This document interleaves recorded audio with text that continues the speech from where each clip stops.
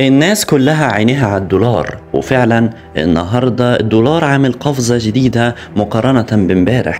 السبب ببساطة انه الطلب زاد وموسم الاستيراد قرب، ومع الضغوط التضخمية في مصر والعالم وكمان نقص موارد العملة الأجنبية من سياحة وتحويلات، يعني السوق سخن جدا.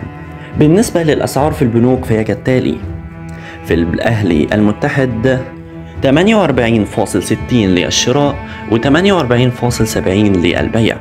في الأهلي المصري 48.59 للشراء و48.69 للبيع. في كريدي أجريكول 48.59 جنيه للشراء و48.69 جنيه للبيع. في بنك مصر 48.59 جنيه للشراء و48.69 جنيه للبيع. في بنك فيصل 48.59 جنيه للشراء و48.69 جنيه للبيع. في نكست 48.59 جنيه للشراء و48.69 جنيه للبيع. في بنك الإسكندرية 48.59 جنيه للشراء و48.69 جنيه للبيع. في المصرف المتحد 48.59 جنيه للشراء و48.69 جنيه للبيع. وفي الكويت الوطني NBK 48.58 جنيه للشراء و48.68 جنيه للبيع. في البركة 48.58 جنيه للشراء و48.68 جنيه للبيع. في العقاري المصري العربي EALB 48.58 جنيه للشراء و48.68 جنيه للبيع.